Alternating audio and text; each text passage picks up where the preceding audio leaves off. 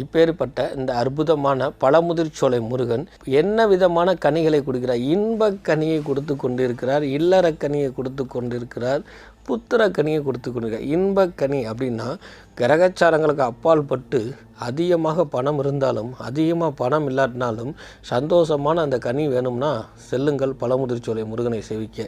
இல்லற கனி அப்படின்னா வாழ்க்கையில் பொருள் பொருள் பொருள் என்றே தேடிக்கொண்டு இல்லறத்தை குடும்பம் பிள்ளைகள் மனைவி அப்படின்னு அந்த சாரபலம் இல்லாமல் கடமைக்கு வாழ்பவர்கள் இந்த இடத்தை நிரப்ப வேண்டுமா? செல்லுங்கள் பழமுதிர்ச்சோலை முருகனை.